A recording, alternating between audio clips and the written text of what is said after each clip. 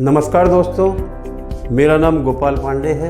जैसा कि पिछली वीडियो में हमने टूल रूम संबंधित सुरक्षा सावधानियों के विषय में चर्चा की है, तो अब हम चर्चा करेंगे प्रेस पार्ट्स में डिफेक्ट्स के बारे में। प्रेस पार्ट्स में डिफेक्ट्स किस किस तरीके के डिफेक्ट्स आते हैं। दोस्तों, जब हमारा टूल प्रोडक्शन में चलते चलते काफ़ी पुराना हो जाता है तो टूल में वियर एंड टियर के कारण विभिन्न प्रकार के डिफेक्ट्स आने लगते हैं पार्ट के अंदर। तो वो डिफेक्ट्स कई प्रकार के डिफेक्ट्स होते हैं, जैसे पार्ट्स के अंदर, सीट मेटल पार्ट्स के अंदर। तो हम उनके विषय में आज चर्चा करेंगे कि वो डिफेक्ट किस किस प्रकार के होते हैं। तो दोस्तों, जैसे कि एक बहुत ही आम प्रॉब्लम है, आम डिफेक्ट है सीट मेटल इंडस्ट्री के अंदर, सीट मेटल पार्ट के अंदर बर का। बर एक बहुत ही आम समस्या है। तो बर क्या होती है? जो हमारी जितनी भी कटिंग टूल्स होते हैं, कटिंग ऑपरेशंस होते हैं, जब पार्ट कटिंग होता है तो उसमें जो पार्ट की जितनी भी मोटाई होती है, उस मोटाई से ज़्यादा, थिकनेस से ज़्यादा जो आरएम का एरिया बाहर निकलता है, उसको दोस्तों बर कहते हैं। दूसरा डिफेक्ट है रिंकल। रिंकल, जैसा कि रिंकल शब्द ही ऐसा है, रिंकल का मतलब होता है झुर्रियाँ। तो जो भी पार्ट, जैसे ड्रॉ ऑपरेशन के अंदर पार्ट बनता है तो उसमें सिकुड़न टाइप की पार्ट के अंदर आ जाती है, उसे हम लोग रिंकल बोलते हैं। तीसरा डिफेक्ट है डेंट का। कई बार क्या होता है कि कुछ टूल के अंदर हाई पॉइंट्स होते हैं जिनकी वजह से डिफेक्ट्स जनरेट होता है, डेंट का। डेंट आने लगता है पार्ट पे, या कोई डस्ट पार्टिकल्स है तो उसकी वजह से भी डेंट आ जाता है। ये भी एक अपने आप में एक बहुत बड़ा डिफेक्ट होता है डेंट का। और दोस्तों, एक प्रॉब्लम आता है, डिफेक्ट है होल पुलअप होना।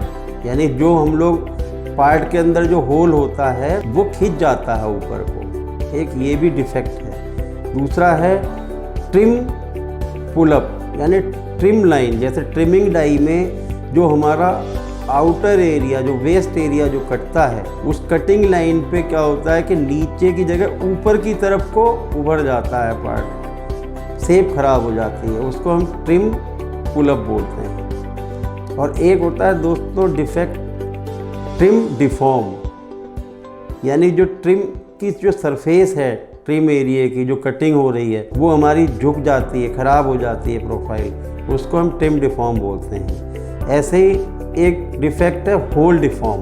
होल डिफॉर्म में क्या होता है, जो होल की जो मेरी शेप है वो ख़राब हो जाती है, सरफेस ख़राब हो जाती है, तो उसको हम लोग होल डिफॉर्म कहते हैं। थिनिंग, दोस्तों सीट मेटल पार्ट में एक थिनिंग की प्रॉब्लम भी बहुत आती है। जैसे कि पार्ट के थिनिंग हम किसे कहते हैं कि जैसे कि पार्ट के अंदर जो हमारी जो पार्ट की जो थिकनेस होती है उससे थिकनेस कम हो जाता है, मतलब जो भी थिकनेस है उससे कम हो, यानी एक तरह से पिट जाती है वो सरफेस, उसको हम लोग थिनिंग कहते हैं। और एक प्रॉब्लम आता है गैप का।